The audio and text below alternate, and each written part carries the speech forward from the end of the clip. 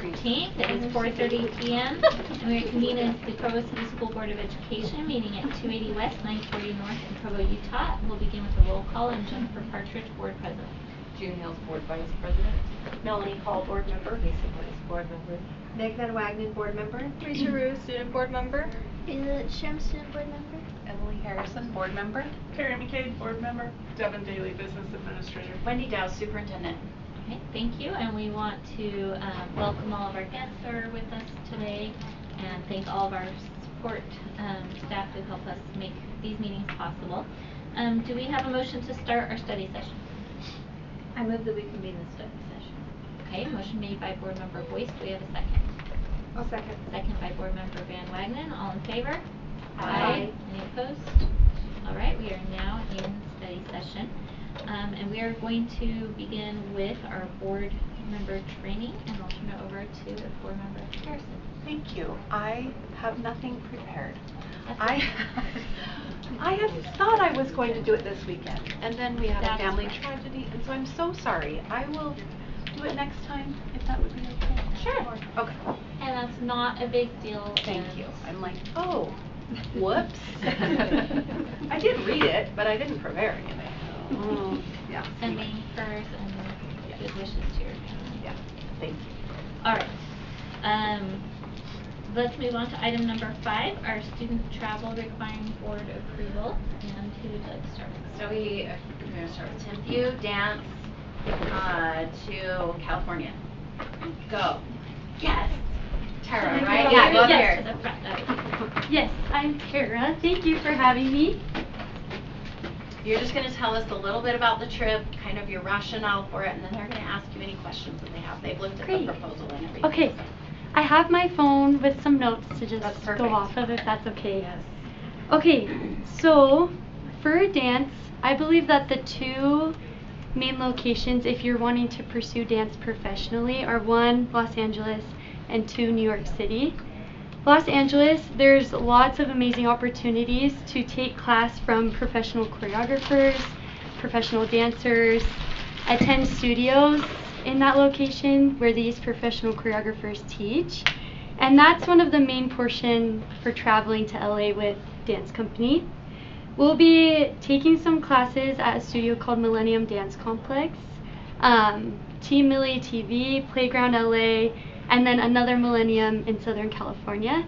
And then we'll also be doing a master class at Disneyland. So we'll attend Disneyland for the day, and there's a 90-minute dance workshop that we'll take where they get to learn from professionals who are performing and dancing in Disneyland. As part of this trip, they'll network, they'll gain mentorship, they'll be able to connect with these dancers and choreographers, and it's a really good opportunity to just see what pursuing dance is like in Los Angeles. A reason for traveling there rather than staying local to Salt Lake City is a lot of the professional dance companies in Salt Lake are focused on modern dance, where in LA they get the opportunity to take classes in all different genres. So they'll take a contemporary class, a hip hop, jazz, and modern, and get all of those styles while we're there. And then also the performance aspect of taking class in Disneyland. And I've heard the Disneyland master classes are amazing, so I'm really looking forward to that. And I wanted them to have an educational experience while also having fun at Disneyland for the day. We're also, while we're there, planning to see a Broadway show, a traveling Broadway show, which will be really fun, and another way that they can pursue dance in the future. And then, along with that, I know traveling can cause some financial burden sometimes, so I have lots of fundraising opportunities that we've started already. In a couple weeks, we're doing a fundraiser called Dancing with the Athletes, where students will ask athletes around campus to join them and dance, and we raise money for that. They also sell football and basketball banners that will go to them individually. We just did a fundraiser at Zupa's. We have one at Slackwater Pizza coming up. We're also selling some of our swag to parents. And then we'll work at Bucked Up as well. They do a sponsorship program where you can earn money. And then lastly, we have a young dancer workshop where young dancers can come take class from dance company members and perform in the concert with them too. So those are ways that we're raising money to be able to pay for the trip and also cover any fee waivers and things like that. Any questions? Go ahead, Jean. Yes. So I was looking over it, and maybe this, so 6 is part of the educational piece, the watching 6? Yes. Okay. I was just, as I was looking at it, I'm like, this seems like a vacation with a little bit of education, which is, I always feel like I'm the fun police. I want you guys to have fun. Yes. But it's also a lot of money for families, and so Yeah. I want to make sure that there's educational pieces. Do you feel like there's a good balance of education and fun? Yes, I do, especially with like attending Disneyland and taking the master class while we're there. And then the next day we're doing dance workshops all day, and then we'll have that Broadway show at night. The reason why we are flying home on Sunday as of right now is we're waiting to hear back from the different studios. It depends what time they can take us in for those classes. So if we're able to have classes earlier in the day on Saturday, then we're gonna fly home Saturday night. But Which if would it's knock some of the price down? yeah, Okay. yes, it would save on hotel for one more night. But if our workshops are in the evening, then we'll look at staying one more night and flying home really early Sunday. So there could be workshops Saturday evening, is that what you're saying? Yeah, Okay. right now we have 2 at Millennium.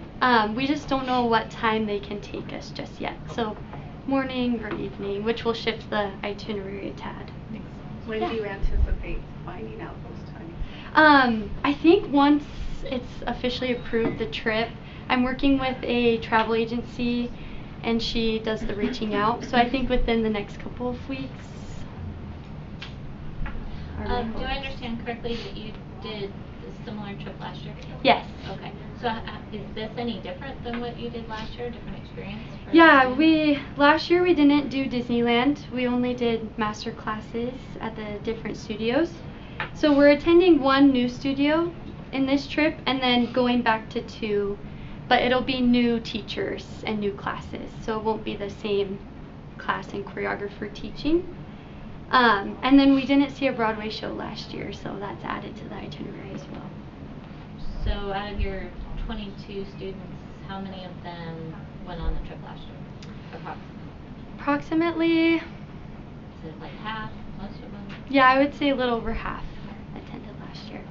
And the parents are asking for another trip. They're very excited. They love the opportunity that their students get. So it is a strong push from parents as well to do another trip. And I also enjoy it because I get to take classes with them too and grow my knowledge as a teacher. It's awesome. I'm glad you shared that because Yeah. I was just about to say Yes. that I am concerned when groups go every year a really Mm. expensive trip Mhm. because that puts pressure on certain families that their kid doesn't want to be left out, so they feel like they have to go. But it can be a lot if we're doing over Mm. $1,000 a year just on travel. Mhm. Then I'm wondering why we're not doing every other year. But you're saying the parents are asking. Yes. Yeah. Any other questions? How come you're only selling the swag to parents? Oh, I will definitely open it up. Yes. Send us the email. Okay, I will.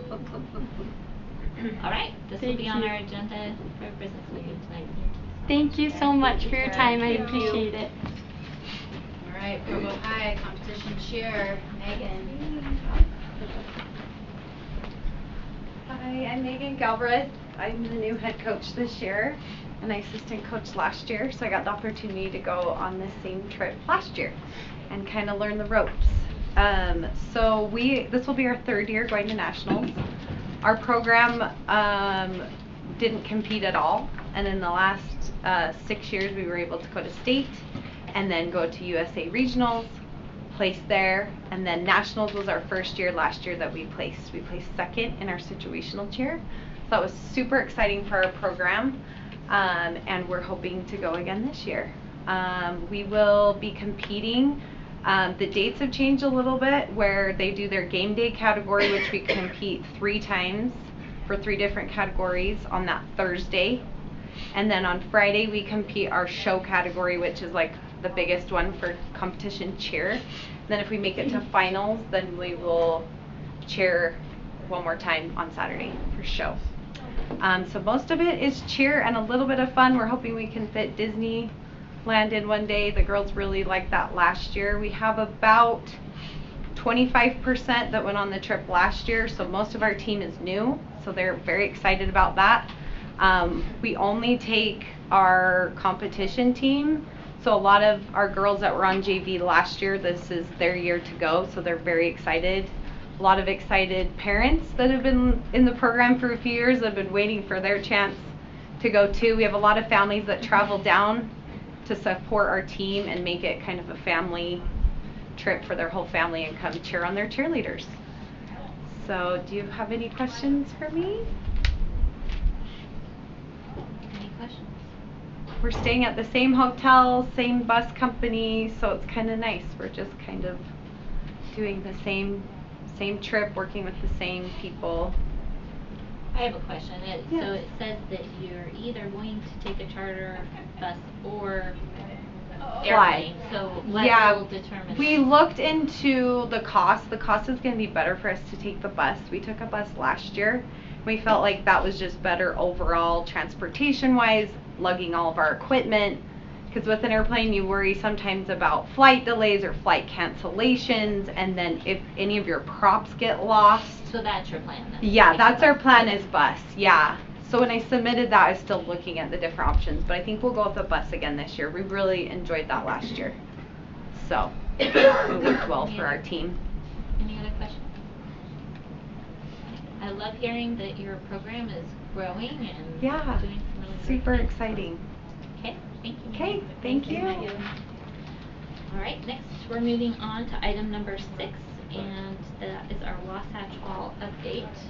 Devin, did you want to say anything before we turn it over to Chris Hogan? We have been working with Chris, he's been working with the engineers. We have 3 engineers, IGES, AGEC, and Langen, who are attempting, I guess, to coordinate and collaborate to get the wall fixed. And so I'm going to turn it over to Chris so he can, apparently he's got new updates even from this afternoon. He's been trying to get information from everyone. So, All right, this is Chris Hogan, CEO?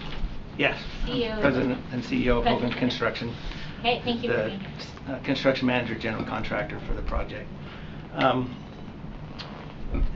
So we were hoping, to present a formal proposal tonight with a solution. That hasn't happened, so I understand if you're upset or I know disappointed and frustrated, as are we. So I recognize that. First, to start, I want to reaffirm and assure that Hogan Construction is not going anywhere, and we are trying our very best to bring everybody and get this solved. I do have some information tonight that I'll share. So what I thought I'd do, I don't have, in fact, Jennifer called me and asked for some documents, which we don't have anything formal or even written to give you, but I thought I could kind of walk through the discussions that have happened and kind of where things sit right now. As Devin alluded to, with the 3 engineering firms who are competitors in the industry, it could be it's difficult to bring them together to work together. However, to their credit, about a week and a half ago, we did have an informal meeting with all of them here in the room, and there was really good, deep discussion and terms and variables that I don't understand that they were talking about, which was really good. And so we left that meeting very optimistic that we could come together and have a solution that all 3 engineers can support. Like I mentioned, I was hoping it'd be quicker and we'd have it for tonight, but that process is still ongoing. In that meeting, they did agree so AGEC had done some additional soils testing, and they had agreed, to share that data with IGES, who then has used that information in their new or updated calculations.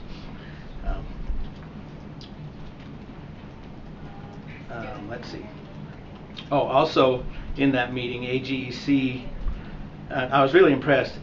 Jim had done a lot of preparation for that and analysis, and so we kind of started the meeting with his information and opinions, and his suggestion was, let's take a step back.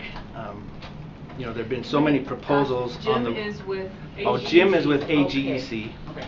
Yep. That there have been so many different proposals and so many questions and so much confusion.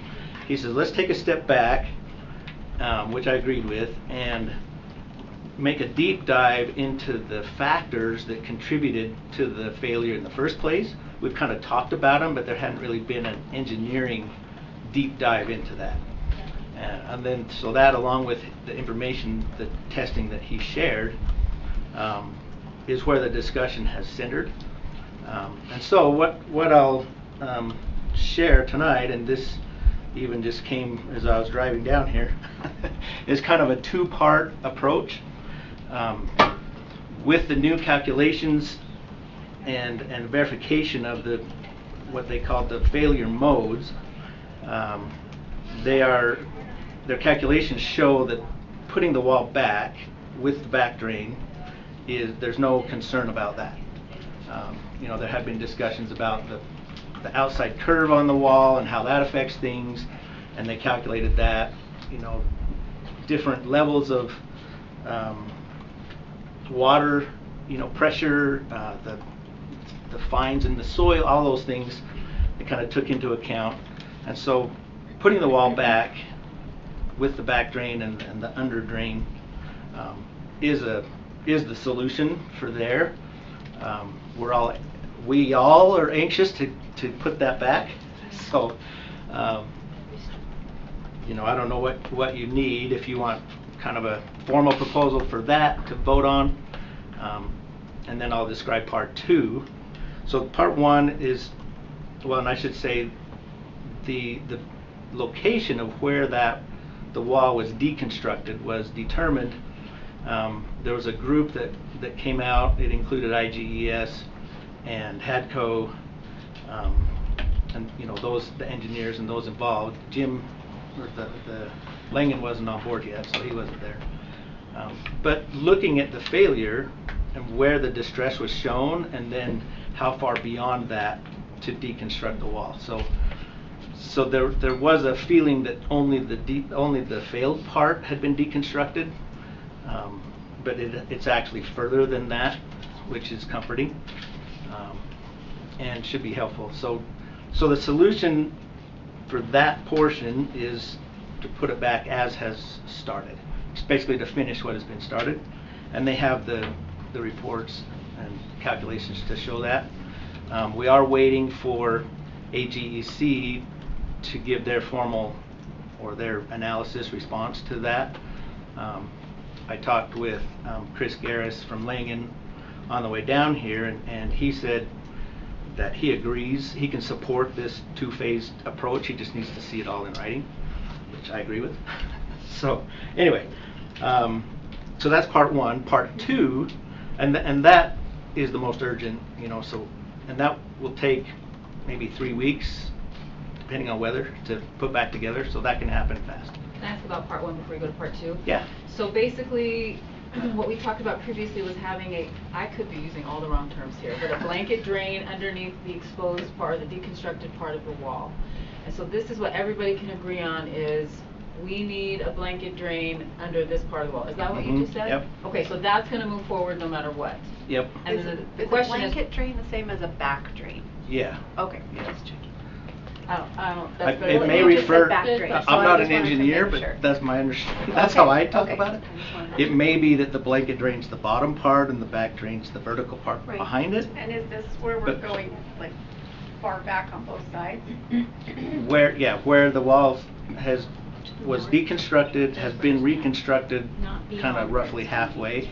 So is but the not question past that. So is the question now? So we know at least for the where the wall comes, what is this called? The curvature of the Mhm. wall. Mhm. That is, it for sure, everybody agrees, that for sure needs a blanket drain and a back drain and all the drains, right? Mhm. Yep. So the question then becomes part two, like, it's possible that everybody may say, we need a blanket drain along the whole wall, both sides of the wall. Is that? So part two is addressing that question. Okay. Right? How Extent. how much extra, and it's kind of broken into two parts because of the urgency of getting Right. the first part done, and the other part there isn't all the engineers have commented and agreed there's no urgent risk of anything happening right now, with the rest of the walls, so we can just put it back together. And then what IGES is going to recommend is putting in some additional borings and piezometers, and while they're doing that, to take some additional soil samples in those areas so one, to see, just while you're boring, to see where the water is, in addition to the 2 or 3 that Langen put in. So some additional borings with piezometers that can be monitored, just to see, one, if water's there, which we kind of think that they're going to be dry, but at least then we'll know. And then, but the key part is the additional soils tests that haven't been done are permeability tests to determine if there is water, how fast does it move through the dirt, is my understanding, and kind of the parameters around that then they can base additional engineering on to determine how far and what it needs to be. So it's kind of take care of the urgent part first, do some additional borings and monitoring, and then determine, and they'll put the criteria of what will make that decision, if it needs anything or just what's needed, right? There was a proposal, kind of as things were all flying around, to do some vertical drains rather than a continuous back drain, more of a modified back drain with vertical. Those are the chimney drains. The right? chimney drains, with a horizontal boring underneath so that it doesn't tear down everything above the wall. And HADCO actually found a company that can do that. They're out of Oregon. So that'll be less invasive for the school. We're hoping it'll be less costly, but at least it'll be, that's an option if needed. Let's see. What I have a else did question I need about to that. say? Yes. So, we put the wall back with the drain, the part just that's down, and then we do these other tests. And by looking at the test, it says, oh, we need to do more. If we've already put the wall back up, does that not limit what we could do to mitigate the problem? Not really. It's a different area. So what they would propose. So first of all, IGES is, I don't, what's the word I'm looking for? Confident, I guess. Their gut feeling is that there's not water, particularly going east, and most likely not going north. If there is, and that's why they want to do the drain or the borings, just to confirm that. Where the wall has been extended, beyond where the distress was shown, and there hasn't been any additional distress either north or east, that drain will act to pull water from those areas, and so they're confident that'll solve the whole problem, but we want to be 100% sure, well, as much as we can. Nothing's 100%, but we just want to verify, right? And so that's where they want to do the additional boring, some of which would be on the east side, up by is it Oakmont? Is that the right name of the road up there? To see if anything's coming in there. And then, I think I mentioned before in our meeting 3 weeks ago that if there is a lot of water coming in from there, we could put a cutoff drain there before it gets to the walls, and that's a much easier solution. and direct that water, out. So one is borings, and we'll have to determine where exactly, but along the north side to see where the water is, and then on the east side as well. And then see what needs to be done. So let me just make sure I'm understanding something, so to answer Jennifer's question. Uh-huh. So behind all the blocks, there's a geogrid layer. And that geogrid layer is what's holding everything up. It doesn't need the blocks to be there to hold it up. That's why we're not seeing a collapse. Behind there is where those drains would go if they went and then added the drains. So putting up the wall first and then going back would not impact the wall. We were posting the wall back. That's the reason. It's like 6 feet behind. It's 8, 14 feet. 14 feet. Yeah. So going to the north, that's one of the big concerns, is that impacts the whole, the school circulation, car traffic. I mean, that's a huge impact. In addition to that, all of the utilities, the sewer lines, the water lines, the storm drain, all of that run right through that area as well. And so it's just messy, complicated, expensive, for big impact on the school. So we're trying to figure out, if we do have to go north, how's the best way to do that. That's where the idea of these vertical drains come in. And with those tests, they have from work, right? Yeah. Basically, will drill horizontally without having to go down. Right? Yeah. So there'll be some that go down, right, but they'll be in a certain place, that avoids all the issues. The other benefit for the school is, if we end up having to do that, we can just cover those with the metal plate. People can drive over it, and when school's done, we pull them out, we go drill some more. So it's much less impact on the school. And then, so those go down, whatever distance, 40 feet or something, to the bottom. And then the horizontal drilling would pick that up and put a pipe in there, basically, so it picks all of that up and brings it over to the drain that's already been installed. Yes? So so I have it straight, if we put the wall back up, what drains have been newly installed? There's the back drain, right? That wasn't there originally.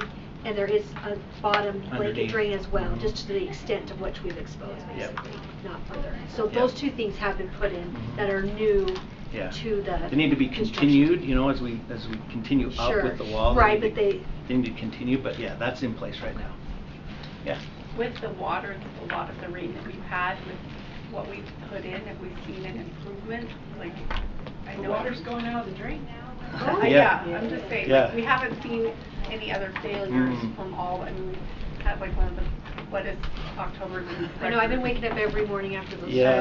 Just making. We haven't seen any other movement at all. Okay. No, we even had our surveyor come out. And there's hundredths of an inch, little minor, which could be just measurement differences, but the wall hasn't moved anymore. The other thing to note, with the excavation face, basically, that's there, even with all the water, that's a testament to the compaction of all of that fill that was put in, that it hasn't fallen down. Right. Yeah, that's right. Because there's a lot of dirt that was compacted and built up. That whole area was a fill. Even the wall sits on a fill. So. What other questions do we have? Do we have numbers on doing the part? So all 3 engineers agree that we should move forward with phase 1. With phase 1, correct? Yes. Okay. But I haven't seen it in writing. Okay. I just have to clarify. That's all just discussions back and forth. So verbally, they've all said that phase 1 should move forward. AJC hasn't specifically said that. Okay. He's asked some questions, which one of those was a response we got back on a calculation just today. And in fact, on the way down here, IGES, since they received that calculation, that answer, gave it back to AGC, they're comfortable. They can send out this draft, but it's just a draft of a letter basically. It needs more content, and you know, like I was telling Jennifer, there's really not something yet, but he said we could share that if you need it. It might just confuse things more. Well, I don't need to necessarily see the solution right now, but I just want to make sure that, I mean, it sounds like we don't have it in writing, but theoretically and verbally, we've got an agreement that phase 1 is the way to go. And so I do want to see some numbers before I vote on anything, so we need to see some numbers. I guess I would need to see some numbers. Costs? Are you talking about? Yeah, costs. Some costs, yes, sorry. Cost numbers. And then could that be done and should, I guess they're two separate questions. Could and should that be done before winter? Yes. So both. It can be done and it should be done. Okay. Yeah, the sooner the better. And I did send that over to HADCO to Price. They sent me a preliminary. I had some questions, they missed some things, so I sent it back, but I haven't got it back yet. Okay. I'm just kind of anticipating that might be the way we go. Okay. Thank you. So yeah, we'll get that to you as soon as we can. Do we have a timeline of when we're going to get all the engineers in agreement and can move forward so we can approve it and keep it all going? So my commitment is we'll have that for the next board meeting. IGES is who I'm contracted roundabout through, says that they will respond immediately to every question, and they have so far from the others. What's his name? Chris Garris with Langen has said the same thing. He told me on the way down here that he's got his answers. He wants to see, you know, the report updated and whatever, but so we kind of just need AGEC's more formal analysis, and that'll be the more detailed questions because he's the geotech engineer of record. So we need that, and you know, and then that back and forth answers, whatever for that. But I'm confident that can happen in 2 weeks. Jim hasn't told me that, but it's just got to happen. So. Right. Could we get it finalized well before our next board, like so that we can be reading through and really processing it? So maybe like a week from now, because our next board meeting is in 2 weeks. Yeah, after you called me, the email I sent out is, you know, we have to have it to you guys before the board meeting. Right. I didn't say in a week. They need to have it by no later than Friday the 24th. Right, and that's what I said, is we got to have it before Friday so you can put it out there by Friday. I can't answer that because we need AGEC's answers and whatever, or questions and whatever those answers are to those. You know, I don't know how long that'll take. Okay. Yes?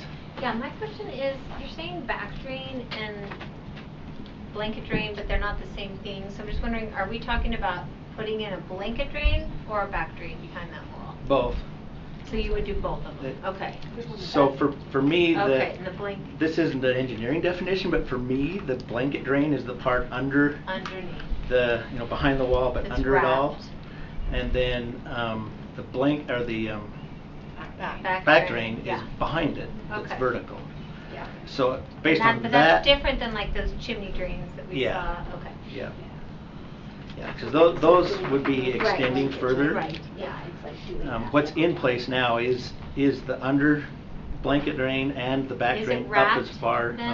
Okay, great. Yep, there's a geofabric, they call it, you know, on both sides with gravel in between. Great. And there's pipe drains underneath as well. So that's what's in place right now. Right. Any other questions, comments from the board or our students? Okay. We're working. Chris, thank I'm you pushing so as hard much. as I can. Yeah, thank you so much. Thank you, Chris. Thank you. Yeah. Okay, next we're moving on to item number 7, our beginning of the year data, and we'll turn it over to Superintendent Wendy Dow. Sweet, and Michelle's here. She's going to help also answer a lot of questions because she's a lot smarter than I am. So, the two of us are a team, match made in heaven. So I'm going to take over the screen for a minute here.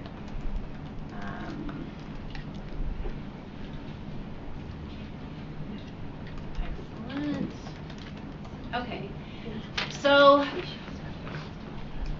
I get really excited when I see all of this data that's starting to come in, even if it doesn't show that everything is going exactly the way that we want it to go, because it's the first time where we're actually able to start diving into some things and really asking some good questions.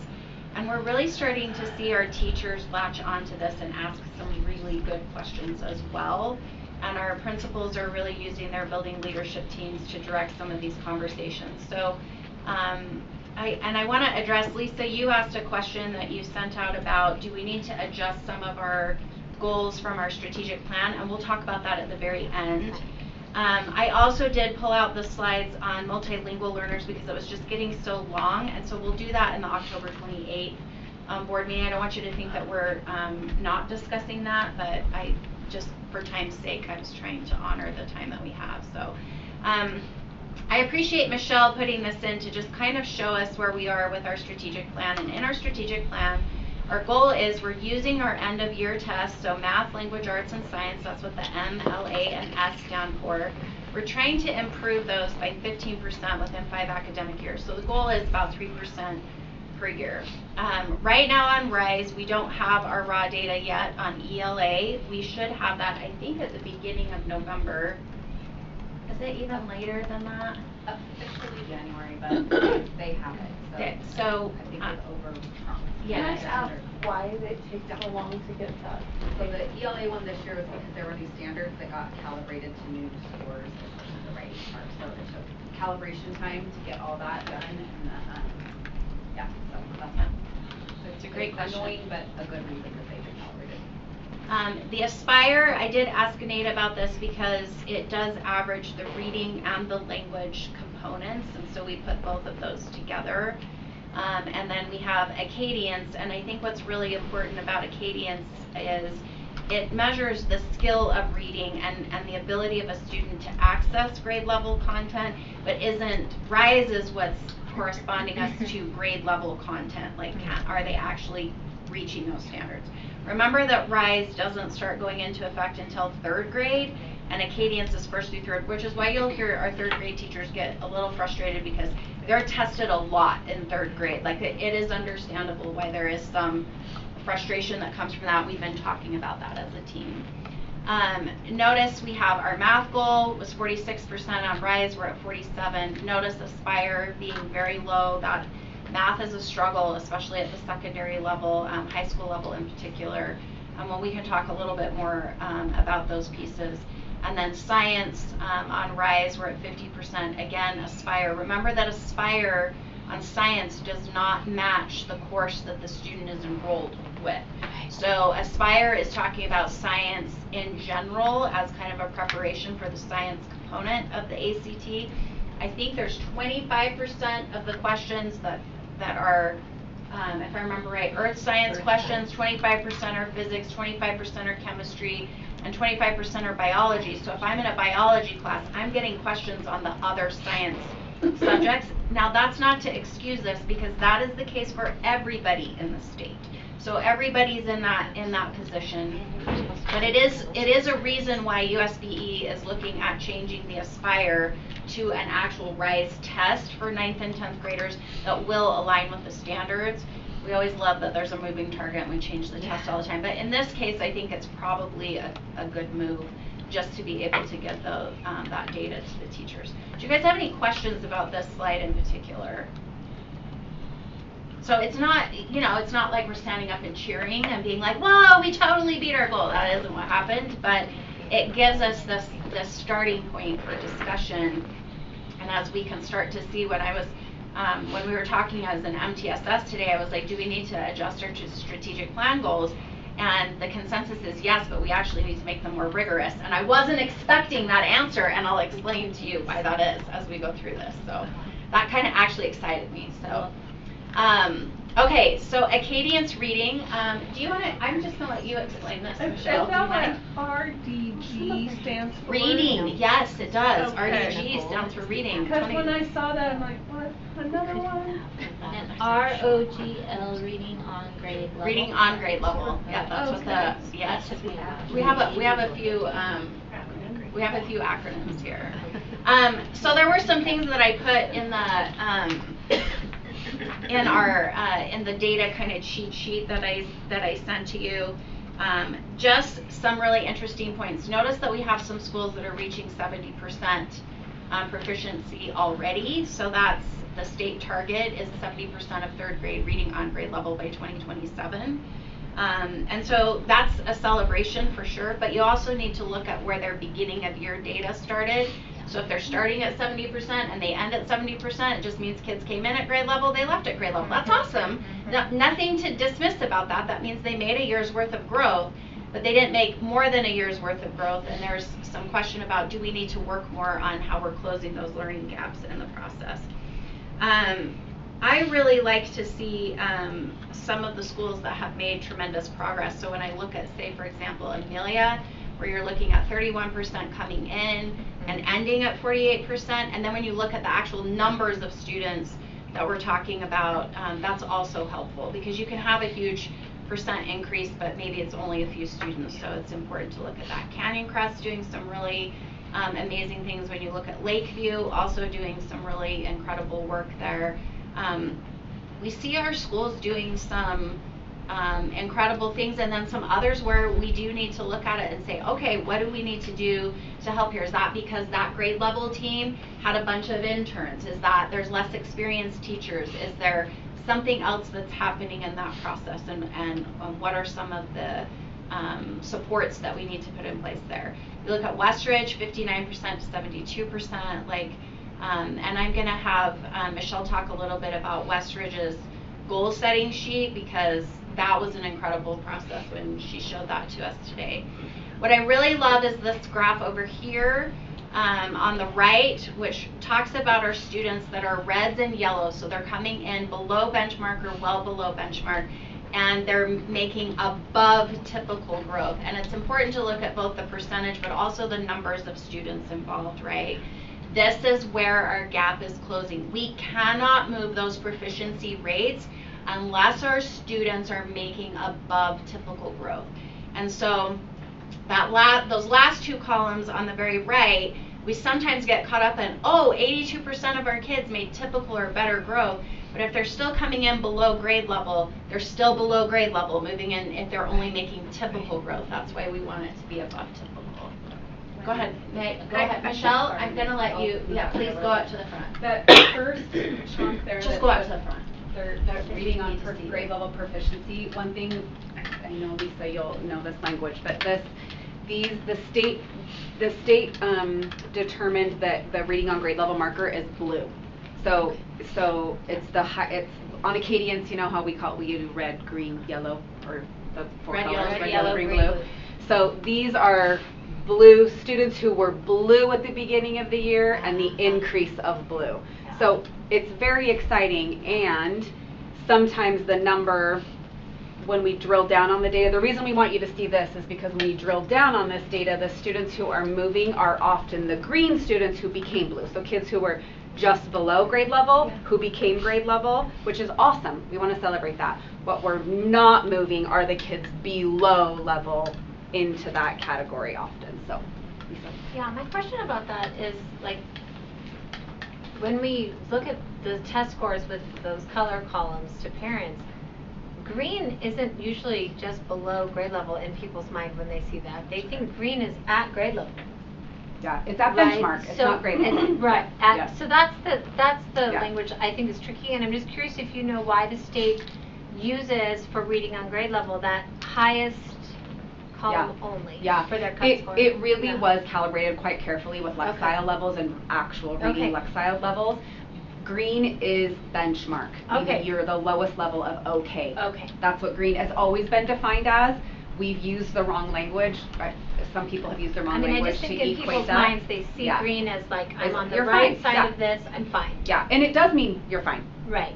It doesn't mean you're at grade level. Okay. Yeah. Okay. So it means we want to look carefully and make sure, because the green has submeasures to it, right? So that usually means you have a yellow somewhere, and we want to be really careful about that. So yeah, the Lexile comparison is pretty darn close, and it's actually the 405 composite is the very first number in the blue category. So it's right on the blue line there. So yeah. And our parent guides we made last year for parents about this, does differentiate benchmark and grade level on it. That's really good. So hopefully teachers are having that conversation. Do you guys have any questions about that? So what we're looking at is we want to make sure that our teachers are really identifying our reds and our yellows and looking at, we've got to get those growth rates above typical if we're going to start to close those gaps. We can no longer just look at, it's just, I got to move 5 students into blue. I've got to really be deliberate about who the students are that are sitting in my class and how we're moving them forward. Okay, so this is this year's Acadience reading. This is beginning of year benchmark, and so you'll notice those definitions. You have well below, below, at benchmark, and well above benchmark. And so the goal is that we want to have 70% sitting at that, and so this is where we are right now, which is why she's highlighted the blue. So we have a lot of work to do. If you look at this. Yeah. This stresses me out a little bit, but maybe it doesn't stress Michelle out so much. I don't know, but good work. But this is our starting point, and so this is where we have to start looking at, okay, well, if we're starting to see 30-40% of our students are well below or below benchmark, and we're trying to move those, we know we're going to move some of our greens. But we do need to be very intentional about what we're doing with our reds and our yellows.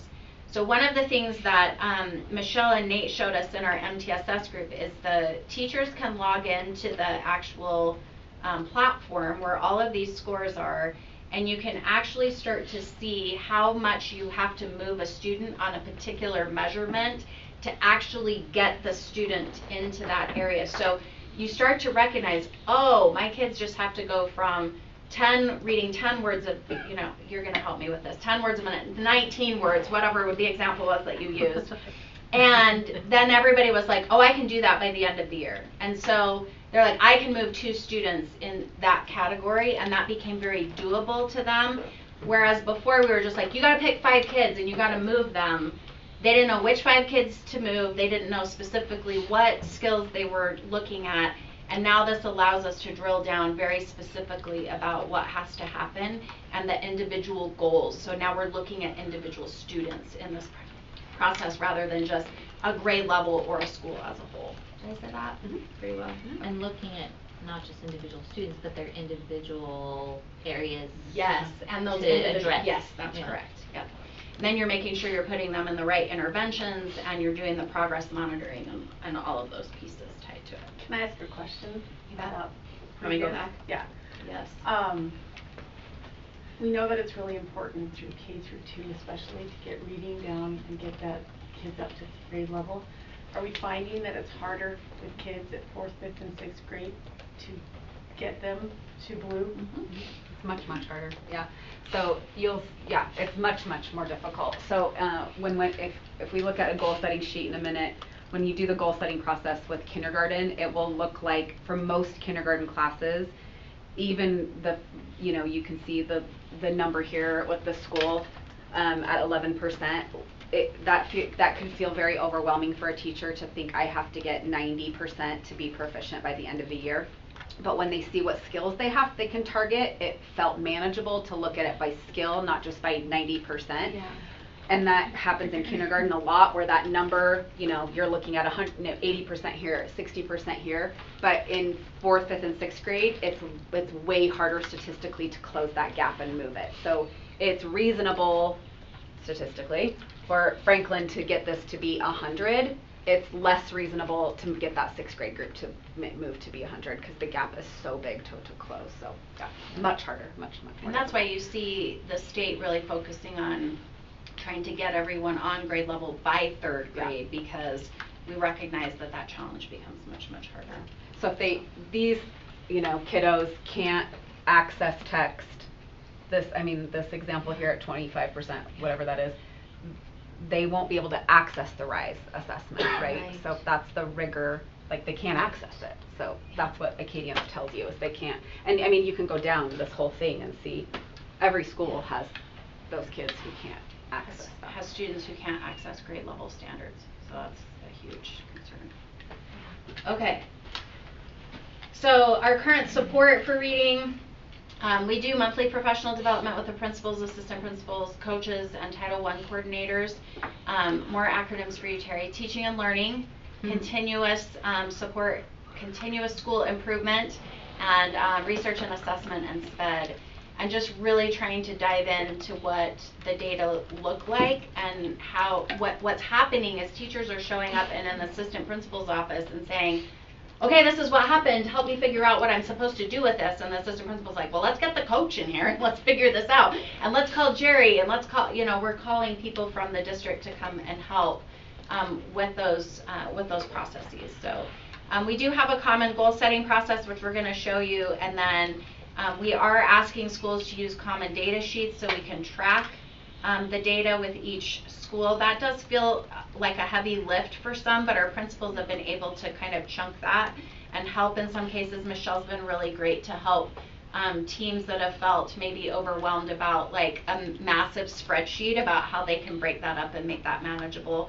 And this is really where the progress monitoring becomes really important. And we know that's a heavy lift for our schools that are underperforming or that have a lot of reds and yellows. They're progress monitoring a lot of kids every 2 weeks, right? And so trying to help them figure out ways in which we can do that progress monitoring by helping with their scheduling, by just problem solving. We want them to reach out and say, I don't know how to do this, help us figure this out. And then we can walk through some different options and keep tweaking it. And we're finding a lot more schools willing to do that. I feel like our teams are out in schools way more than they ever have been. There's way more conversations taking place and a lot more of a collaborative effort taking place there. So let's switch and talk a little bit about secondary reading support. And I'm going to let Michelle, because these numbers are really tiny, but I was like, help me out here. So this is something that our two middle schools are really trying to address in terms of literacy. So I'm going to let her explain some of the things that they have discovered. So we tell the project first, what we're doing? Yes, yeah. Okay. So both middle schools asked us last year to help them with reading interventions in the middle school setting. So we've been working on this since beginning of last year with both Shoreline and Centennial. And essentially the project has been helping them understand how to fill literacy deficits in 7th and 8th graders and what that looks like.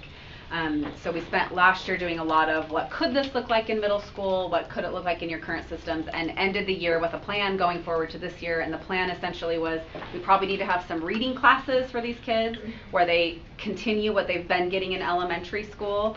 So the common data sheet and data system became really important because 6th grader data was sent to Shoreline and this is what was working or not working, and we want you to continue with these things or revise this way.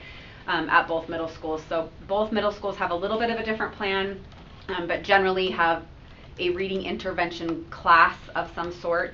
Our ML students have an English language development class where they're getting similar things but different curriculum and different diagnostic and different assessments because it's English language development, not just a reading whole. So this data is not reflective of multilingual learners. This is just students who are struggling with reading, so includes students with disabilities and other students as well. So CAPD, I know they're all super tiny, but I think generally you can get the gist here. The CAPD is an assessment that's a diagnostic assessment. So one of the things we learned last year with middle schools was there isn't a diagnostic assessment that they can give to find out why kids can't read. So they were giving the NWEA and going, the kids are below level, now what? So the CAPD became that assessment to help with the now what. We practiced it a little bit last year with different groups of kids. So that's what the CAPD is. Think of it sort of like Acadians for middle school. It's all on the computer, but that's essentially what it's doing. It's diagnosing the holes. So red is low, well, red is like weak, orange is low, green is high, blue is strong. So when you just kind of look across the bar here, you can see how low these kids are. This is the beginning of the year data, and this is Centennial. I don't know that I need to drill down on much of it except for to see like we have large chunks of kids in middle school that have major reading deficiencies. They can't decode. They're not decoding. They can't decode, yeah. They can't decode, yeah. So this helped them place kids and kind of understand. Last year we did a lot of training at the middle schools on what the CAPD is and does, which led to middle school teachers beginning to understand decoding. Like they're not trained to teach kids how to decode multisyllabic words, but when they understood, oh, that's what I need to do, it was like we can move a lot that way. So the CAPD kind of does the assessment placement. Both schools give it based off of it doesn't go to all kids. Some districts screen all kids with the CAPD. Ours does not do that. We give it to a select group of kids based off of multiple reasons. So that 6th grade incoming data from the elementary school, their end of year cadence was used, their NWA was used, their reflection from teacher, their RISE data was used. So a combination of factors was like, if then this is the group we want to take the CAPD. That's how that decision was made. Centennial actually used the incoming data from 6th grade as well as last year's 8th grade data. And they didn't have a class set up yet because of the double block. So they wanted to wait for about a month or two to kind of listen to kids read and get to know their kids and use some qualitative data with quantitative data and make class placements. So Centennial is a little bit different, but also awesome. So that's the CAPD. The curriculum we're using is called Power Up, which is a Lexia program. Lexia is the same company that writes letters, that writes Lexia English, that does Lexia reading. We have a lot of Lexia programs in the district. Power Up is the secondary intervention program. It's a blended learning program, so there's computer work and then there's small group instruction work that a teacher does with the student. Both have to be used for it to work well. The teacher part has a lot of other resources teachers can access. In fact, in a good way, it overwhelms the middle school teachers. Like they were very worried about not knowing how to teach these skills, and when we showed them the resources, they were like, I can do this. There's like 8 billion resources. So this graph is just showing you the placement assessment, and this is Shoreline's data. Centennial hasn't started yet, but Shoreline's data this is like 20 days, probably more like 16 days of instruction from the beginning of the year to when this data point was taken. The blue line is K2. They're on a K2 level. This is a 3-6 level, and or 3-5. The tiny little thing is a 6-8 level. So this paints a picture of how low these kids are in the middle schools. This is word study, grammar, and comprehension. So if you just look at the light blue, this is 51% of students in the placement test that were at a K2 level in word study. So it's breaking apart words. Melanie. I know it's just a small, it's a small number of students, but how many number? How many kids? It's like 2. That's what I was I can't click on this. That's different than this. I can like, so the Shoreline class has there's maybe 15, 30, 45, maybe 50, 60 kids in the classes, between all the classes there. It says 89 students. Okay, thank you. Okay, good. Good job. Okay, zoom in there. Wow, good that's job, Terry. impressive, Terry. I to 500% though. Wow. Okay, that's just for Shoreline? Yeah. 89? Yeah. Centennial hasn't given the placement test yet. They're divvying the kids up still. Yeah, I'm just wondering, I think this data right here on an end even of 89 students coming into middle school, this is great data to cross down to our elementary school classes, right? Because I just think it's really hard to remediate that grammar, for example. So looking at how we're introducing and supporting grammar, because we haven't taught it well enough. The grammar here is really interesting, the way Lexio tests it and what it's in the core. So this is, can I identify a part of speech? Right. So adverb, adjectives, and that's not a heavy part of the core. I'm not justifying it, I'm just saying it's not a heavy part of the core. And if I can't decode, so what we've told them is prioritize reading before saying that's an adverb and a sentence. So not discounting that it's important. It's not a heavy part in any of the core, and it's embedded into writing, so they also can't write. So this decoding part, we're not ignoring this, we're just saying help with the decoding, and then obviously the comprehension if I can't decode it. It does seem useful to think about the curriculum we are using, though, K6 in my opinion, because it's significant. Decoding, yes, gives you access, but actually grammar has to be explicitly taught in ways to support writing especially. It does. And reading any kind of advanced text. And so I think it should inform anyway the way we look at practice earlier Yeah. on and the tools we have anyway. Well, I to think get to your that. point, the writing component of Wonders, there's two components to it. There's a writer's process part and a write to the text part. And we maybe should do some training in the writer's process part more than the just write to text part. That's one I'm not trying to say interpretation I have on someone it. should do more. Yeah. I'm just anyway. It Yeah. just feels like Yeah. it's. Yeah. I'm really not. Yeah. I recognize how much is happening, Yeah. but it is sobering, and I just think looking at small changes, because to the point you were saying earlier, K through second, really, They're getting not reading by kids three, to yeah. reading grade level Yeah. by third grade is something that I think will move the needle on Yeah. grammar as well as all Yeah, these other it things. for So, sure will. yeah. What's exciting is that they've really focused on the teaching explicitly and helping these kids set goals. Lexia helps kids set goals. They earn badges and all sorts of whatever stuff kids like. One of these classrooms has certificates all over the wall and they think it's the coolest thing ever. Anyway, in like 20 days, we definitely moved the needle here. So that was very exciting for teachers to see, like, okay, it's working already in this short term. In fact, Shoreline reached out to me a week ago and said, we need to come up with how the point at which kids get out of this and they have another elective back. And the fact that that's already an ask means that kids are already there, and that was super, super exciting. So comprehension, same thing, that movement there. I will also say this is minorly skewed because when the kids log on, this is the kids logging on to the program. They can choose if I want to do word study, grammar, or comprehension. So if they don't choose to do grammar, Yeah. yeah. So we talked about that with the teachers, like probably say choose to do grammar sometimes. So.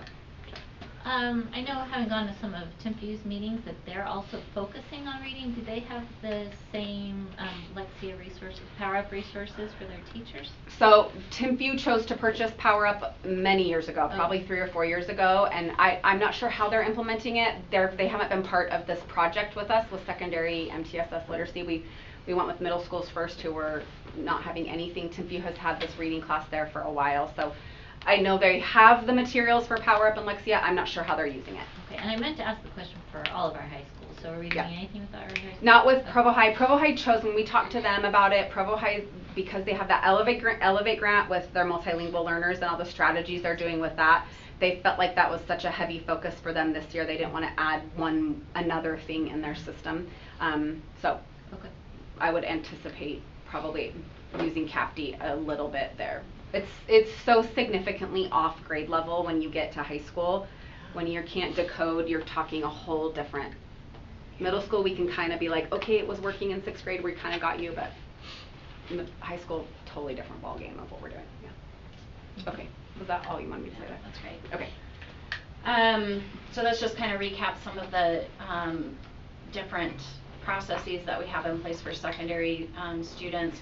I think the important thing is that we have to be really careful when we put kids in an intervention class at the secondary level, that there's movement out of that, and that is always a challenge at the secondary level, is then what's taught the opposite period. So what Centennial is doing is they're just trying to get to know their kids because their English is double blocked. Now those students, they may end up with a different teacher for their second block, because it's based on those reading scores that are coming in, and then they'll have this intervention as part of it. But it allows them to keep evaluating that data and moving students around. So you have to be pretty savvy with how you're building your master schedule as an administration to make sure you have that flexibility built in. Otherwise, once a kid gets stuck in reading, they're like, oh, I'm here all year, this is miserable, right? Like, that's not what we want. So let's talk about math. So this is just 1st through 3rd grade meeting our benchmark trends. So we just wanted to kind of show the progress that we're making. From 2023, we had 47.5% of our students meeting those benchmark trends, and now just this last year we had 67%. So demonstrating that our schools really are focusing quite a bit more on math than they have in the past. Every single principal that I've talked to at the elementary level is paranoid that we're going to forget about reading. And I'm like, we're not forgetting about reading. Just because the Utah Early Learning Plan focuses on math, we still have an emphasis on literacy, and we have to build that in and make sure that you're feeling like you still have that support that's in place. So just some things here that I think are also interesting is really closing those gaps in math become really challenging here. So you can kind of see we're doing a better job in reading than we are in math, and so those would be some of the things that are a little disconcerting in my mind as I'm looking at those numbers and seeing how few of the students move. And so we do have to look at that more specifically.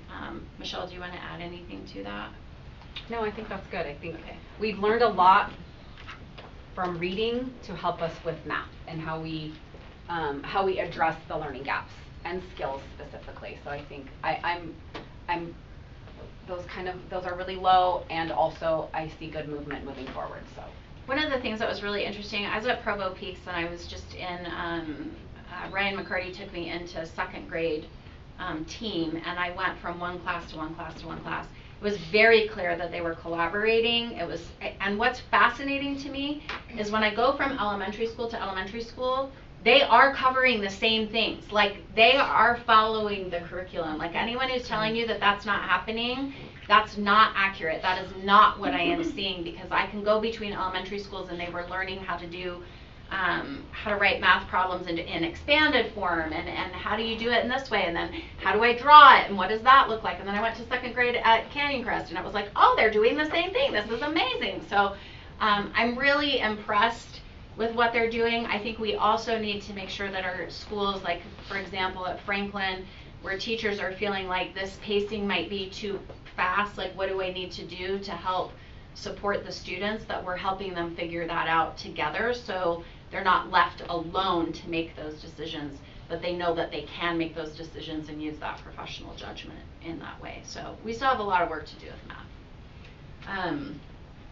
And then these are our beginning of year scores with math. So notice that our first and second grade, we need to increase at or above benchmark by 7%. So our first grade goal has to get to 68%, and our second grade goal has to get to 69%. So notice we already have some schools that are already there, right? And so, but we have a lot that we know we can make this goal, and so we'll talk a little bit about that when we show kind of the goal setting sheets too. So one of the things that's interesting about this is when we look at this UELP, this Utah Early Learning Plan goal, it's about 5 students per school, but I want to make it really clear that we're not just telling teachers, just pick 5 kids and target those. It's a very deliberate process that we're guiding teachers through, and our principals and our assistant principals and our instructional coaches through, so that they know what they're targeting with each of these students and making those appropriate goals. Because before we just got to pick 5 kids and then move them. That's not helpful in the process, and so everything's become a lot more targeted in that way. So, and so then I want to show you the school setting worksheet. So do you want to talk them through a little bit of this and kind of maybe give a little overview of what happened at Westridge, because I thought that was kind of cool. Yeah. So What's AL? Acadian's online learning system. That's the platform that we do Acadian's in. So I'm so glad you asked for all of the it is so acronyms, good. because I don't know what all of them are sometimes, and so Acadian's And learning. someone's online. watching. Yeah, I and know, they're that's gonna right. be Good like, job. what the crap are they talking about now? So true. Okay, so with the Utah Early Learning Plan and with reading and past experiences, what we've been doing is having schools set a goal based off of their data. And they're kind of looking at, okay, we're at 70% proficient, we're going to pick 75% proficient, and we're going to try to get our greens to move or our yellows to move, kind of more general like that. And what we've learned is that it's really important to have them go student specific and what is reasonable, what's achievable and ambitious to get these students to all move, all colors to move. So we've for years had them look at the goal setting process, which is pathways of progress. I think I've talked to you guys about that before. There's different levels of pathways of progress that Acadians uses to identify how to close students' gaps. But we wanted to flip it this year to be like, let's not do that. Let's look at what's ambitious and attainable. So this worksheet walks a school or a team or a teacher through how to do that. So they basically figure out what students are proficient. This little screen walks them through how to do that. What percentage of your first grade was at or above benchmark, so you combine those two together. Basically, it's the red and the green here. And then what number is that then what percentage is below or well below, what number is that, what percentage, and then number. So the purpose of this section is to like see in a row with my first grade who's at and above, what number is below. Then if you scroll up, this basically says, okay, Acadience does this for you. Acadience tells you if you do this, these kids will move this much. So that's a little reminder of how that works. So we pull up their Acadience screen and have them look down the column, and it tells them which red students are still going to be red no matter what you do. You're going to do everything you can to close their gap, but they're still so low, they're still going to be red. That's okay, but you're still going to close their gap by doing all the things. But you have red, who Acadian says can be green if you close their gap. So we have them look down this side column. We call it the pillboxes because that's what they look like. And they all go down the list and go which kids can be proficient according to Acadiance's plan for them.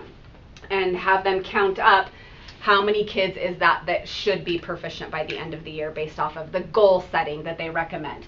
You can go in as a teacher and adjust the goal setting. So if I feel like I can be more ambitious with this student, or perhaps there's a student who has a severe attendance problem, or there's a big reason why maybe they can't meet that ambitious of a goal, a teacher can be flexible with that. So first the step is, what does Acadian say your number is on who can meet proficient at the end of the year? If they meet their growth goals, what's that number? And then can you adjust that at all? Like, can you be more ambitious or not? Maybe. The coolest thing ever happened at Franklin when we were doing this, which was the teachers were like, oh my gosh, this is what Wendy was referring to.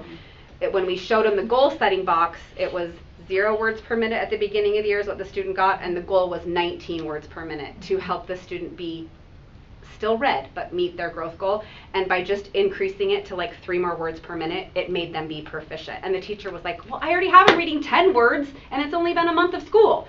So the teacher seeing, oh my gosh, I targeted this already and I can be more ambitious here. It was super cool. So the Franklin first grade team was at like, I think 13 numbers, and they went to like 15. No, we can do this with 15 kids. Like, we can go be more ambitious. That was super cool.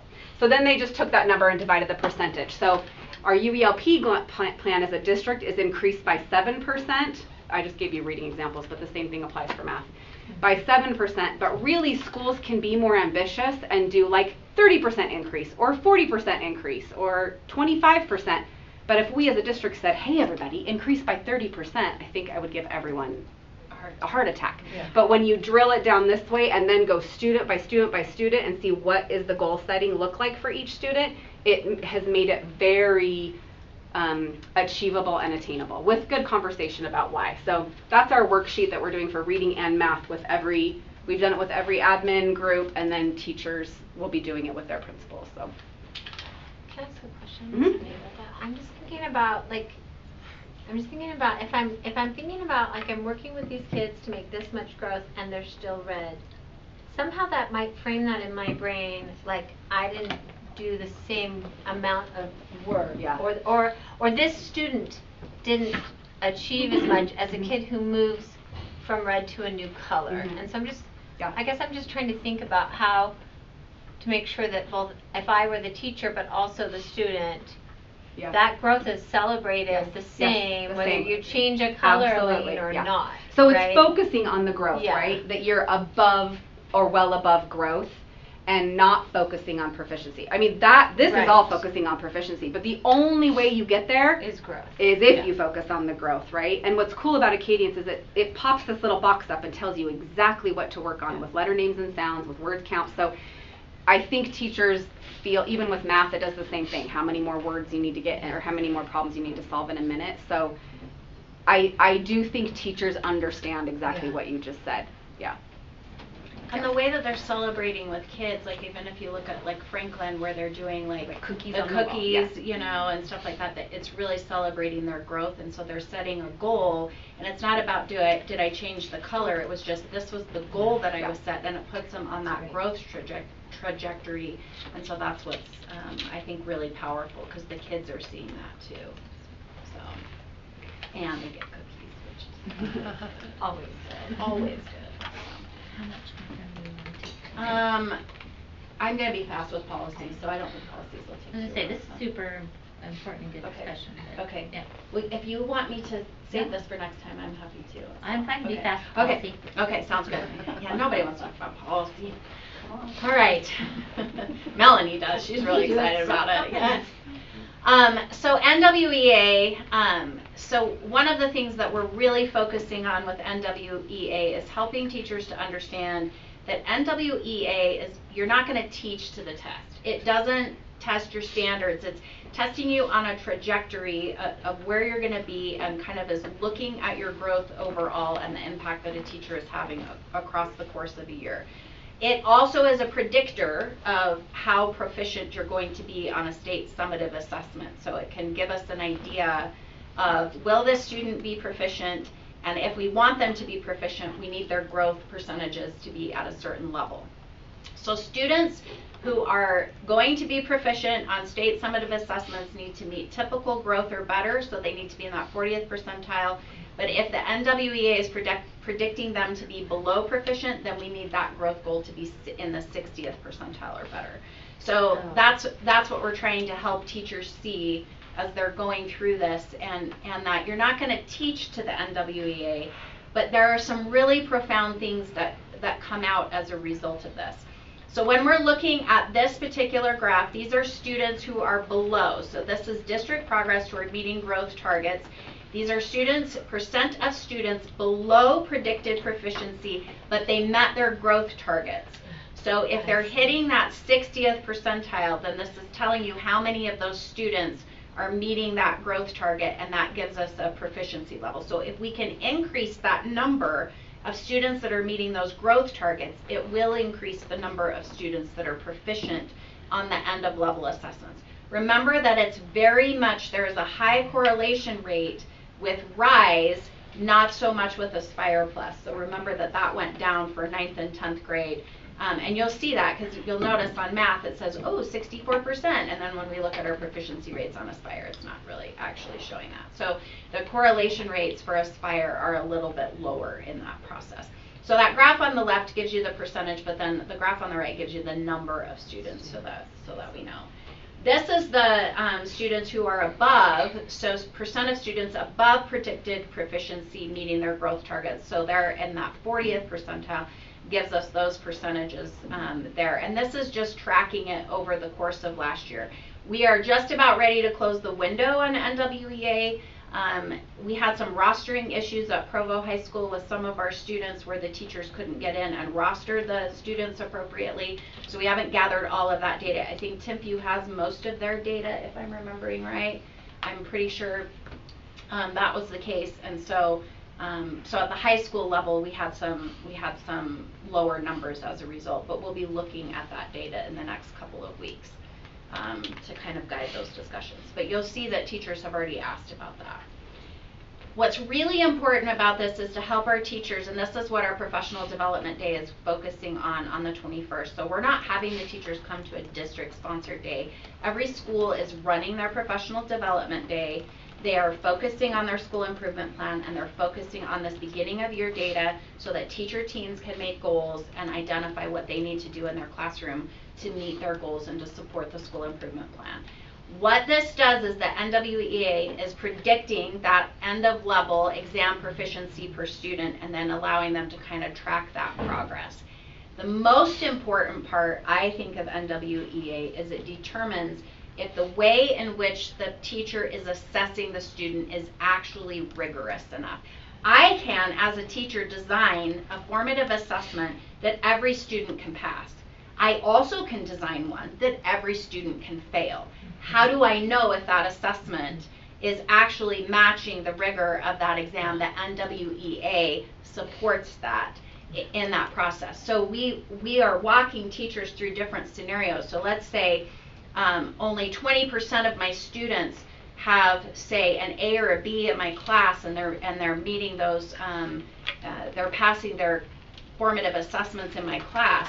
But this NWEA is telling me that 60% of my students are going to match this.